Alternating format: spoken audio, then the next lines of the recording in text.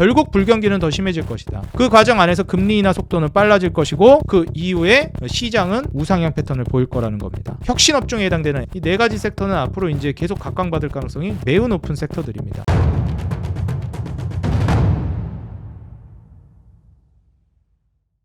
네, 반갑습니다. 주식장인 유튜브 구독자 여러분들, 주식장인입니다.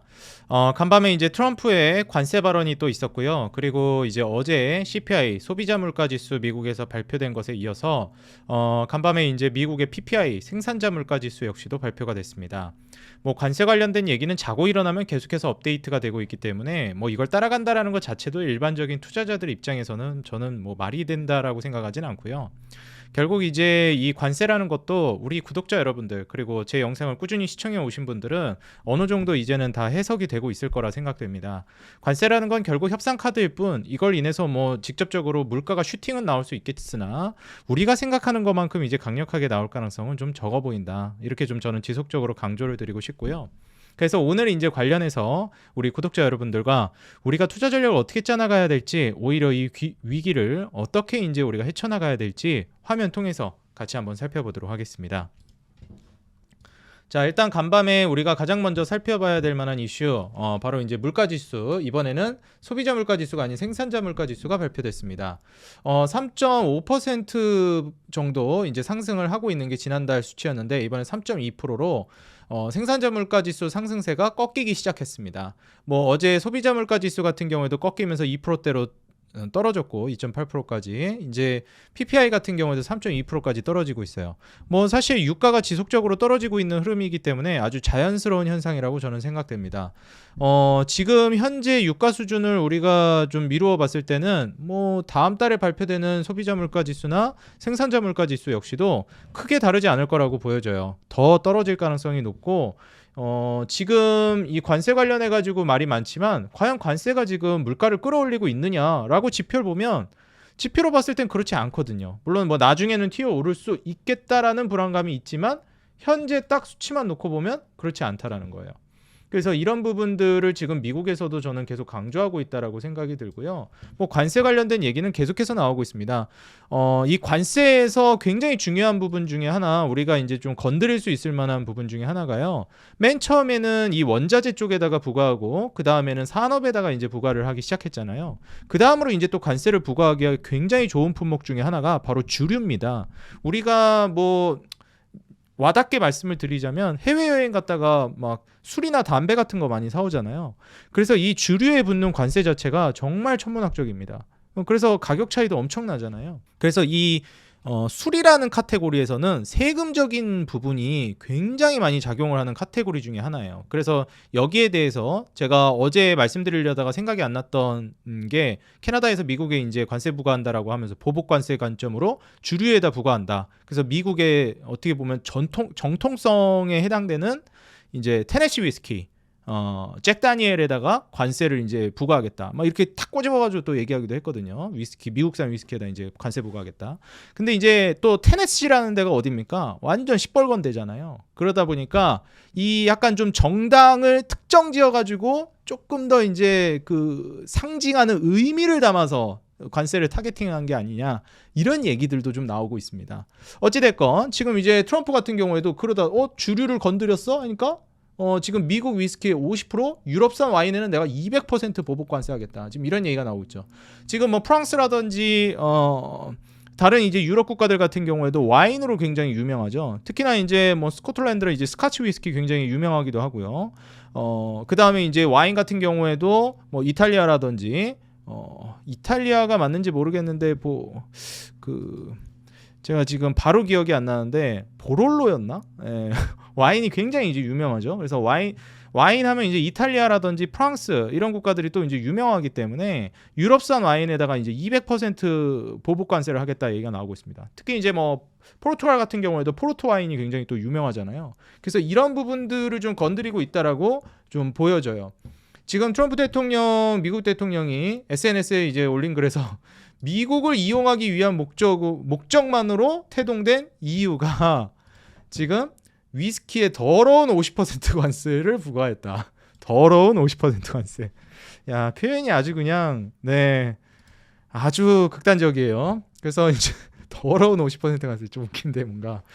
예, 그래서 지금 그래? 알겠어. 이제 EU 니네 유럽 니네는 뭐 술 안 팔아? 니네 와인 유명하잖아. 오케이, 알겠어. 그럼 알코올, 샴페인, 심지어 이제 샴페인이라는 카테고리 자체도 이 샹파뉴 지방에서 나는 대표적인 그 와인들을 특정 지어가지고 얘기하는 거잖아요. 뭐 꼬냑 같은 경우에도 지역 이름에서 따올 정도로 쌍파뉴라든지 꼬냑 이런 지방들의 즉각적인 이제 타격을 줄 수 있을 만한 게 뭐 꼬냑이나 샴페인 쪽 주류에다가 타격을 주기 시작하면서 시작이 되죠. 심지어 요즘에 이제 미국 같은 데서는 그 멕시코 술 뭐죠? 갑자기 기억이 안 나네. 네, 멕시코 술.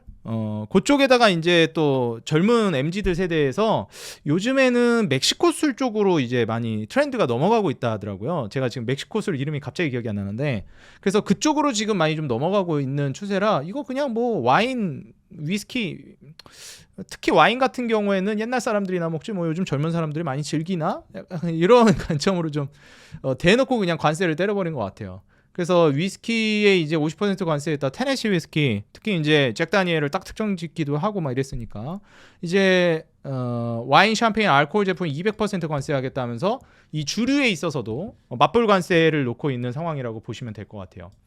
그리고 이제 이 과정 안에서 관세적인 키워드는 제가 우리 구독자 여러분들이나 우리 시청자 여러분들에게도 계속 말씀을 드리지만 앞으로도 계속 이럴 거예요. 관세 가지고 막 서로 막 지가 잘났니 내가 잘났니 뭐 네가 50% 했어 난 100% 할 거야 하면서 막 이렇게 엄청 격화될 거예요.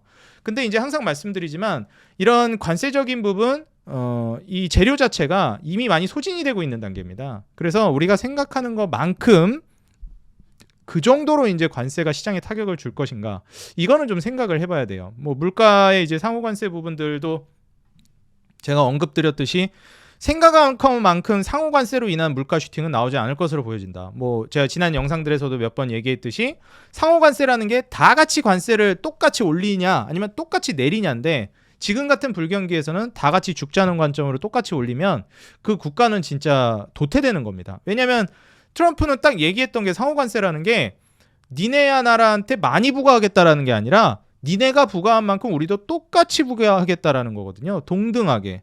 그러면은 특정 A라는 국가는 고율 관세를 부과해가지고 관세를 높인다? 그럼 산업 생태계 자체가 그냥 걔네 나라만 무너지는 겁니다. 근데 다른 나라들은 상호관세로 다 같이 낮추면 제품 가격들이 다 단가가 떨어지고 물가가 낮아지니까 경기를 살리는데 좀 더 트리거가 되고 빨라질 수 있어요. 근데 미국이랑 한번 대판 싸워보겠다고 그런 승질난 국가, 감정적으로 대응하는 국가가 예를 들어서 관세를, 상호관세를 다 같이 놀리는 쪽으로 가버린다? 그럼 그 국가만 이제 뒤처지게 되는 거예요. 미국 시장을 그냥 포기하고 가야 되는 거죠. 그럼 이제 결국에는 그 특정 국가에 고관세를 부과한 국가만 시장이 닫힌 시장이 되는 것이고 도태되기 시작하는 거죠. 그래서 이런 점을 이제 고인물이 되면서 썩게 되는 과정으로 가니까 그런 바보 같은 액션이라고 하면 좀 그렇긴 한데, 그런 액션을 취하는 게 물론 이제 다른 뭐 이권이라든지 이런 부분들 때문에 그런 행동을 할 수도 있겠지만 아마 경제에는 그다지 좋지 않을 가능성이 높습니다. 복합적으로 보긴 해야 되겠지만 그 자체만 놓고 봤을 땐 그래요.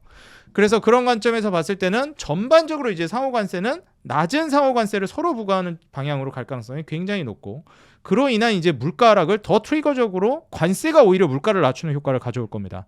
근데 이제 그 관세 말고 특정 이제 원자재라든지 산업, 그리고 이제 이런 식으로 감정적으로 대응하는 뭐 주류 관세, 이런 것들이 이제 뭐 물가를 올리는 트리거 요인이 될 수는 있어요. 근데 이런 부분들이 과연 에너지 비용을 낮춰서 지금 뭐 원전 개발을 하고 원유 공급을 늘리고 LNG 프로젝트를 진행하면서 에너지 가격을 전반적으로 쫙 떨어뜨리고 있는 시점인데, 에너지 가격도 떨어뜨리고 상호관세로 인한 관세도 떨어뜨리는데 이런 관세들 매일매일 업데이트되는 이런 감정적인, 예를 들어서 딱 툭 까놓고 얘기해서 이권 다툼을 하고 협상 우위 전략을 가져가기 위한 언론 플레이식의 관세 정책들이 과연 진짜 이대로 부과될 것인가, 그리고 이것들이 진짜 물가에 영향을 줄 정도로 실행이 될 것인가, 이 부분은 좀 생각을 해봐야 될 것 같아요. 물론 실제로 그렇게 경제에 즉각적인 타격을 안 준다 하더라도 심리적으로 흔들릴 수 있으면서 증시가 무너지지 않겠느냐, 혹은 기대 인플레가 치솟아 오를 수 있지 않느냐, 이런 말씀을 하실 수도 있는데, 결국 이런 재료라는 것들도 너무 많이 노출이 돼버리게 되면 그 다음 또 효력을 잃기 시작합니다. 그래서 지금 이런 뭐라고 해야 될까요? 협상 우위 전략을 가져가기 위한 공격적인 언론 플레이식 관세 부과, 이벤트들은 이제 앞으로는 시장의 영향력이 조금 더 떨어지면서 이런 관세 언급을 통해서 기대 인플레가 치솟는 일도 점차 좀 줄어들지 않을까 예상이 돼요. 그래서 물론 뭐 저의 개인적인 생각이지만 저는 전망을 그렇게 내다보고 있습니다. 지금 미국 재무장관 베센트도 이전에 한번 언급이 있었죠. 주식시장 변동성 우려 안 한다고 얘기했습니다. 우리는 실물 경제에 집중한다. 니네 그렇게 겁먹지 마라. 우리는 실물 경제에 집중할 거고 실질적으로 실물 경제가 나아지게끔 만들 것이다. 심리는 그 다음 문제다. 이제 이런 식으로 이제 대응을 하고 있는 시점이에요. 그래서 실제로 지금 물가는 낮아지고 있죠. 경기는 뭐 나름 선방한다라고 또 발언을 하고 있습니다. 그러다 보니 심리적인 문제로 인해서 시장이 타격을 받는 거, 주식시장이 변동성이 있는 거, 그런 것까지 우리가 신경 쓰진 않겠다. 이건 뭐 어찌 보면 굉장히 좀 위험한 발언이기도 한데 제가 이전에도 말씀드렸듯이 트럼프 정부에서는 지금 일정 정도의 조정은 어쩔 수 없다라고 그냥 인정하고 가는 단계라고 말씀드렸어요. 그래서 창조적 파괴가 이루어질 것이다 말씀드렸고 주식시장은 미국 관점에서 더 떨어질 가능성이 높습니다. 왜냐면 이런 식으로 그냥 대놓고 인정을 하고 있는 단계거든요. 시장이 무너지는 걸. 근데 무너지더라도 경기를 똑바로 실물 경제를 살려는 게 중요하지 지금 뭐 심리 때문에 그걸 인정하는 단계에서 주식시장이 무너지는 거 그거를 안 겪겠다고 뒤로 미루는 것 자체가 그게 더 큰 문제다. 나중에 더 크게 터진다. 진짜 2008년 서브프라임 모기지 같은 사태 이런 것들이 재현되는 것이다. 그걸 뒤로 미루면 미룰수록 이런 스탠스거든요. 그러니까 빨리 지금 적당한 선에서 조정을 주고 다음에 빨리 실물 경제를 살려가지고 대세 상승으로 끌어가자 이런 입장이에요. 뭐 저는 사람마다 입장이 다르겠지만 이런 스탠스가 저는 개인적으로 맞다라고 생각해요. 영원한 상승이 어디 있겠어요. 중간중간 한번 충격도 있고 그러는 건데 건강한 조정을 좀 주는 거는 저는 필요하다라고 보고 있습니다. 미국 증시가 또 정말 무지막지하게 올라갔던 것도 사실이에요. 말도 안 될 정도로. 그리고 여기에서 이제 결국에 이런 과정 안에서는 주식시장이 당분간은 계속 어려울 수가 있겠는데 여기에다가 이제 시장을 한 번 더 떨어뜨릴 만한 요인으로 지금 거론이 되고 있는 게 푸틴이 휴전은 지지하지만 논의해야 될 문제들이 많다 이렇게 언급을 했어요. 뭐 사실 여기에 대해서는 좀 말이 많은데 많이 평가를 하고 있는 것 중에 어떤 평가들이 있냐면 이게 실제로 휴전을 안 하겠다는 건 아니고 트럼프 눈치를 봐가면서 협상 테이블 앞에서 조금 더 좋은 이제 협상 전략을 가져가기 위해서 일부러 이런 언론 플레이를 하는 것이다. 그냥 대놓고 전 평화를 받아들일 준비가 됐습니다. 얼른 빨리 휴전하고 종전하고 하죠. 너무 적극적으로 나가면 사람이 쟤는 그냥 어차피 이제 맡아놓은 당상, 따놓은 당상 설득할 필요가 없는 국가나 인물이라고 판단할 수 있으니까 이점을 가져오려면 조금 이 시니컬한 태도가 필요하거든요. 그래서 그런 시니컬한 태도를 보여주는 언론 플레이를 푸틴이 저는 하고 있다라고 생각돼요. 왜냐면 너무 적극적으로 이렇게 대놓고 하면 뭐 나한테 유리한 거 굳이 이제 안 줄 수도 있거든요. 근데 나 어떻게 될지 몰라. 물론 휴전하는 거 동의하긴 하는데 조건이 똑바르지 않으면 나 휴전 합의 안 할 수도 있어. 약간 이런 식으로 조금 시니컬한 태도를 보이는 거라고 보여집니다.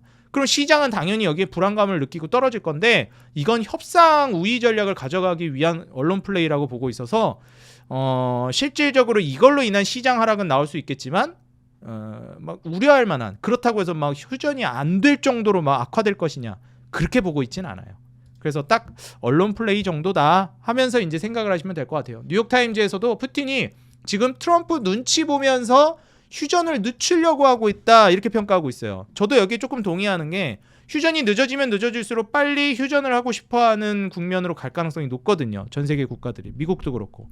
왜냐하면 휴전을 해야 빨리 인프라 정책을 해서 경기를 살리고 이러는데 이게 뒤로 밀리면 밀릴수록 다 같이 안 좋거든요. 그러니까 물론 러시아 입장에서도 그다지 저는 좋을 건 없다고 생각하는데 협상 우위 전략을 가져가기 위해서 조금 언론 플레이를 이런 식으로 하는 게 아닌가. 눈치 봐가면서 내가 원하는 조건들을 최대한 들어줄 수 있게끔 이 어찌 보면 전쟁이라는 카드를 가지고 가고 싶어하는 휴전하긴 할 건데 조금 딜레이 시키고 싶어하는 그런 심리가 좀 녹아들어 있다라고 보여집니다. 지금 미국의 주간 신규 실업수당 청구 건수도 22만 건으로 전망을 소폭 하회했습니다. 계속 실업수당 청구 건수 같은 경우도 좀 줄었기 때문에 이게 생각보다 그렇게 나쁘진 않네. 경기가 뭐 고용지표가 좀 안 좋은 지표도 나오긴 했지만 그렇다고 막 심각하게 타격을 받을 정도는 아닌 것 같은데 이런 이제 상황으로 놓여지고 있습니다. 그러다 보니까 이것도 금리 인하가 뒤로 밀릴 수 있는 거 아니야? 그리고 또 전쟁이 조금 더 장기화되는 거 아니야? 이런 우려들이 또 같이 공존하고 있다 보니 시장은 계속해서 충격을 받을 수가 있습니다. 심지어 3월 달에 금리 인하는 어지간해서는 안 될 가능성이 높은데 5월 달까지는 이제 사실상 고금리가 유지되는 거니 5월 달까지 시장 자체가 계속 어려울 수 있겠다라고 보여져요. 다만 이제 여기에서 우리가 긍정적으로 볼 만한 거는 트럼프가 연준 2인자라고 이제 평가받는 규제 완화의 옹호적인, 다시 말해서 비둘기파에 해당되는 보험원을 내정했습니다. 월가에선 환영하고 있습니다. 금리 인하에 호의적인 사람을 이제 2인자로 앉혔기 때문에 이 사람이 연준 2인자에 들어가게 되면은 여기 보시면 미셸 보먼 연준 이사를 금융감독 담당 연준 부의장으로 내정했습니다. 그렇게 되면은 결국 이제 연준이라는 집단 내에서 2인자가 굉장히 완화적인 스탠스의 사람으로 내정이 되는 거니 이 분위기 안에서 금리 인하 속도가 빨라질 수 있겠다. 이 사람을 이제 필두로 해서.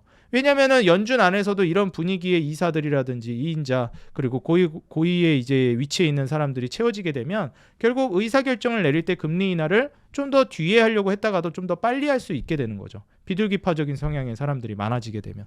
그래서 지금 이 연준 2인자에 보먼이 내정됐다라는 것 자체가 비둘기적인 인사가 내정됐다라는 거, 금리 인하가 우리가 생각했던 것보다 좀 더 빨라질 수가 있겠다. 속도를 빨리 할 수 있을 만한 모멘텀이 되겠다. 이렇게 해석하시면 될 것 같아요. 자, 그렇다라고 하면 지금 당장에는 한 5월까지는 금리가 이제 고금리가 유지될 건데 그 과정 안에서 저금리로 이제 나중에 나아갔을 때 수혜를 볼 수 있을 만한 섹터들은 결국 수혜를 볼 거라고 예상됩니다. 그래서 오늘 같은 경우에도 뭐 조정 나온다 하지만 레인보우 로보틱스, 두산 로보틱스, 특히나 뭐 유일 로보틱스 같은 경우에도 반등이 나오고 있고요. 로보티즈 역시도 전고점을 향해서 다시 달리고 있습니다. 하이젠 R&M 역시도 눌림목 이후에 다시 올라가고 있어요. 고영 역시 마찬가지, 뭐 뉴로메카, 티로보틱스, 뭐 SPG 이런 종목들도 다 같이 주가가 올라오고 있죠. 그리고 이제 뭐 SBB테크라든지 큐렉소 같은 종목들도 움직임이 나오고 있고, 현대무백스도 슬슬 움직이려고 하는 것 같습니다.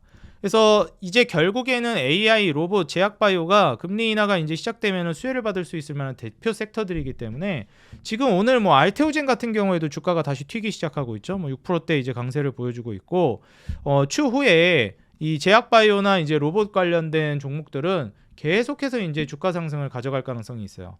그리고 지금 이 인프라 관련된 종목들 역시도 이 전쟁이 좀 장기화될 수도 있지 않을까에 대한 우려감으로 조정은 나올 수 있겠으나 장기적으로는 결국 우상향 패턴을 보여줄 수 있을 만한 섹터 중에 하나라 결국 이제 휴전과 종전을 내다본다라고 하는데 그 과정 안에서 좀 마찰이 있을 때 주가가 흔들리면 오히려 그럴 때가 이제 기회가 될 수 있다라고 보여집니다. 최근에 이제 이 방산 관련된 종목들이 또 대장격으로 올라가고 있는데 제가 작년 말에서 올해 초 정도까지는 이 방산주들을 많이 추천을 해드렸지만 이제는 신규 진입은 좀 하지 않는 게 좋겠다라고 계속 영상마다 언급을 드리고 있습니다. 너무 많이 올라갔고요. 사실 뭐 LIG 넥스원 같은 이런 종목들, 그 다음에 한화 에어로스페이스 뭐 이런 종목들이 대장 부대장주였는데 제가 이제 올해 중순 뭐 작년 말 이 정도만 하더라도 작년 중순에서 말만 하더라도 나쁘지 않았어요. 근데 지금 추가로 급등한 이 정도 단계에서는 너무 많이 올라갔다라고 평가가 되고요. LIG 넥스원도 뭐 작년 중순에서 말 대비해서 너무 많이 올라갔습니다. 한 단계가 더 올라가 버렸어요. 물론 또 올라갈 수 있겠지만 신규 진입할 때는 아니라고 봅니다. 그래서 LIG 넥스원이랑 하나 에어로스페이스는 너무 많이 올라갔으니까 현대로템은 아직 괜찮다, 덜 갔다 말씀드렸는데 현대로템마저도 이렇게 날아가 버렸어요. 그래서 현대로템도 날아갔으니 그럼 그 다음으로 한화 시스템 정도 보시는 게 좋겠다. 혹은 한국항공우주도 아직 덜 갔다. 이렇게 말씀을 드렸거든요. 근데 한국항공우주마저도 지금 급등이 나와 버렸습니다. 이때쯤에 제가 말씀드렸는데 지금 이렇게 날아가 버렸죠. 결국에 갈만한 종목은 그냥 싹 다 올라갔다라고 보시면 돼요. 한화 시스템도 이제 하나 시스템이 덜 갔다라고 말씀을 드렸는데 급등이 나왔고 다시 제자리 가서 또 기회가 왔다 했는데 이거 뚫고 더 날아가 버렸습니다. 그러니까 이제는 갈만한 종목들은 어지간해서 방산주들은 다 날아갔다라고 봐야 되고 대장주들도 그 훨씬 이전부터 너무 많이 올라갔습니다.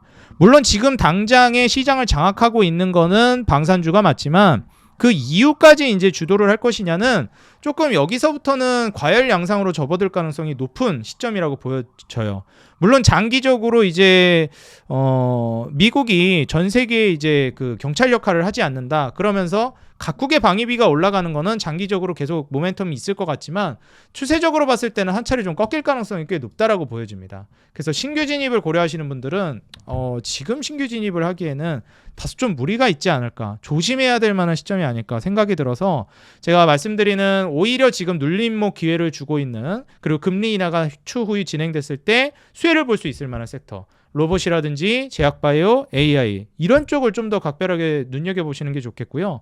종전이 도출된다라고 했을 때 수혜를 볼 수 있을 만한 인프라 관련된 종목들을 같이 좀 눈여겨보시는 게 오히려 지금 대장 섹터는 아니지만 차기 대장 섹터가 될 만한 섹터라고 보여지니까 꼭 이 네 가지 섹터 정도는 우리 투자자 여러분들이 잡고 가시는 게 좋을 것 같다 조언을 드립니다. 내가 지금 현재 혼란스러운 시장 안에서 시장도 계속해서 미국 증시는 급락을 하고 있는 시점이잖아요. 그래서 이렇게 떨어지고 있는데 내가 이거 어떻게 대응해야 될까 좀 우려가 되실 수 있어요. 지금 미증시 같은 경우는 계속 떨어지고 있고 반면에 뭐 니케이는 좀 올라가기도 했고요. 이게 좀 아이러니한 게 미증시 저렇게 떨어지는데 나름 한국 증시는 꽤 잘 선방해 줍니다. 그래서 이거 왜 그럴까 의문을 가지시는 분들이 있어요. 근데 제가 이전 영상들 통해서도 계속 강조드렸죠. 한국으로 돈이 돌아올 것이다. 원래 우량주 쪽으로 먼저 돈이 몰렸다가 그 다음에 한 번 꺾이고 나서부터는 차익 실현이 나오고 나는 이런 하락 흐름 뒤에는 소형주, 코스닥 쪽으로 간다. 이걸 국가로 비교하면 우량주에 해당되는 미국이 먼저 가고 그 다음에 미국 증시가 꺾일 때 여기서 큰 돈들, 이 큰 손들의 차익 실현 물량이 나온 이후에 이 큰 돈들이 그 다음으로 향하는 곳이 차익 실현 금액들을 가지고 중소형 국가들로 간다. 우리나라 같은 국가들, 미국 이외의 국가들로 돈이 퍼져나간다. 이렇게 말씀을 드렸습니다. 지금 현 시점에서 유가도 잘 잡아주고 있기 때문에 개발도상국들 이제 성장성이 빨라질 가능성이 꽤 높거든요. 뭐 우리나라가 개발도상국은 아니지만 미국을 제외한 국가들의 이제 성장세가 강해질 수 있습니다. 금 가격은 또다시 사상 신고가를 썼습니다. 뭐 사실 지금 미증시도 불안하기도 하고 안전자산에 대한 니즈가 계속 올라가고 있다라고 보여져요. 그리고 미국 증시가 안 좋고 불경기 모멘텀이 커지다 보니 금리 인하가 다시 시작된다라는 의견이 시장의 지배적입니다. 자, 그렇다면 금리 인하가 시작되면 통화 가치가 휴지 조각이 되죠. 그러니까 돈을 가지고 있는 사람들이 가난해지기 시작합니다. 대신 실물 자산, 주식이나 부동산, 금 이런 것들을 가지고 있는 사람들이 부자가 되는 단계로 가는 거죠. 그러다 보니까 화폐 가치가 떨어지겠다. 금리를 인하하면 유동성이 확보되고 돈이 많이 유통되는 거니까요. 그 과정 안에서 우려감에 돈을 보유하고 있던 사람들도 금 쪽으로, 안전자산 쪽으로, 인플레이션 해칭 개념으로서 많이 몰리고 있다라고도 보여집니다. 또다시 신고가를 썼고요. 달러 인덱스 같은 경우는 여전히 좀 낮은 가격대, 낮은 가격 수치를 좀 유지해주고 있습니다. 그래서 지금 현 시점에서 우리가 눈여겨봐야 하는 것은 결국 불경기는 더 심해질 것이다. 그 과정 안에서 금리 인하 속도는 빨라질 것이고 그 이후에 시장은 우상향 패턴을 보일 거라는 겁니다. 결국 이제 금리 인하 수혜를 볼 수 있을 만한 섹터와 그 다음에 시장을 살리기 위해서 필수적인 인프라 정책을 정부 차원에서 해야 되는데 그 전제 조건이 전쟁이다. 그러기 위해서는 종전을 해야 되기 때문에 좀 딜레이 될 수는 있겠지만 결국 종전은 합의가 도출될 것이다. 그러면 그 종전 합의가 도출됐을 때 수혜를 볼 수 있을 만한 인프라 관련된 섹터는 수혜를 볼 것이다. 그러면 이제 금리 인하 관련 수혜주인 뭐 혁신업종에 해당되는 AI나 로봇, 제약바이오 그리고 인프라 관련된 섹터는 이 네 가지 섹터는 앞으로 이제 계속 각광받을 가능성이 매우 높은 섹터들입니다. 우리 구독자 여러분들 그리고 시청자 여러분들이 꼭 눈여겨보셨으면 좋겠고요. 내가 이런 것들을 혼자서 어떻게 매매 전략을 짜가지고 플랜을 짜야 될지 잘 모르겠다. 그리고 어떤 시장 뉴스를 봐야 되는지도 모르겠다. 시장 해석하는 법 그리고 시장을 어떻게 대응해야 될지 제가 텔레그램 방에다가 다 올려드리고 있습니다. 현재 이 영상 하단에 더보기란이랑 고정 댓글에다가 텔레그램 방 링크 남겨놨고요. 100% 무료고 우리 구독자 여러분들 위해서 좀 봉사한다는 마음가짐으로 운영하고 있는 텔레그램 방입니다. 제가 오늘 이제 로봇 섹터나 제약바이오 섹터도 많이 강조를 드렸는데 여기에서 제가 제작한 자체 리포트, 제약바이오 리포트, 그 다음에 로봇 리포트도 여기 업로드 해드릴 거니까요. 무료로 리포트도 모두들 받아가시기 바라겠습니다. 뭐 비밀번호 치거나 이런 것도 없고요. 그냥 링크 타고 들어오시면 바로 입장이 되십니다. 편하게 들어오셔서 도움받아 가시고요. 그리고 채널 홈에 들어오시게 되면 채널 홈에도 여기 더보기란에 텔레그램 방 고정 링크가 있습니다. 여기 통해서 들어오시면 되겠습니다. 최근에 이제 우리 구독자 여러분들 많은 사랑 해주셔가지고 구독자가 정말 빠르게 늘었고요. 정말 진심으로 감사드린다 말씀드립니다. 주변에 이제 추천도 많이 해주시던데 항상 더 노력해서 여러분들께 만족스러운 정보 드리기 위해 노력하겠습니다. 아직 구독 안 눌러주신 분들은 구독과 좋아요, 알람 버튼 눌러주시면 더 돈 되는 종목, 도움되는 정보로 찾아뵙겠습니다. 그리고 여러분들 짧게나마 응원 댓글 달아주시는 거 제가 무료로 여러분들께 자료 조사해서 영상 제공해 드리는데 큰 힘이 되고 있습니다.